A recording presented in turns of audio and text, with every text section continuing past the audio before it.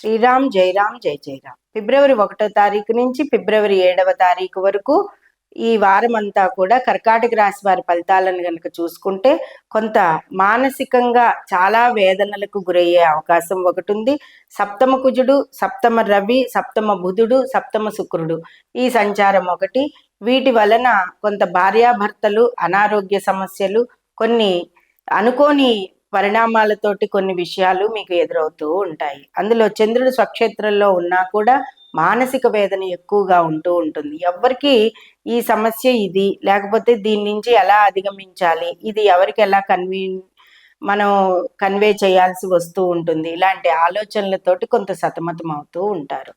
ఆరోగ్య సమస్యలు కనబడుతూ ఉంటాయి. షోల్డర్స్, భుజాలకు సంబంధించినది, నడువుకు సంబంధించిన సమస్యలు ఎక్కువ అవుతూ ఉంటాయి. అష్టమ రాహు వలన కొంత కొన్ని పరిణామాలు మనకి తెలియకుండా మనని చుట్టుముట్టేస్తూ ఉంటాయి. ఇక మంచి పనులు చేయాలన్నా కూడా కొన్ని చెయ్యలేని సత్కార్యాలు కానీ, ఏదైనా మంచి పనులు కానీ చెయ్యలేని పరిస్థితుల్లో మనకి అక్కడ అవకాశం ఉన్నా కూడా మనం వెళ్ళి గబగబా చేసే పరిస్థితి కూడా ఉండదన్నమాట. ఇక మాట మాట అనేది చాలా పొదుపుగా వాడుకుంటూ ఉండాలి. మాట స్పీడ్ అనేది ఇప్పుడు పనికిరాదు. మీరు ఏదైనా మాట ఇవ్వాలన్నా ఆలోచించాలి, గమ్మున ఒకళ్ళని మాట అనాలన్నా, ఉన్నది ఉన్నట్టు అప్పచెప్పేయాలన్నా కూడా ఆలోచించాలి, మాట్లాడాల్సిన పరిస్థితి అయితే కనుక ఇక్కడ స్పష్టంగా కనబడుతుంది. మీకు మిగిలిన వృత్తి, ఉద్యోగ, వ్యాపారాలలో అనుకూలంగా ఉన్నా కూడా కుటుంబ సమస్యలు అనేవి కొంత ఇబ్బంది పెడుతూ ఉంటాయి ఈ వారం అంతా కూడాను.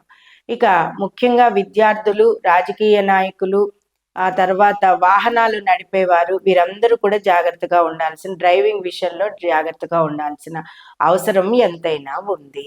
ఇక దూర ప్రయాణాలు చేసేవారు కూడా జాగ్రత్తగా ఉండాలి.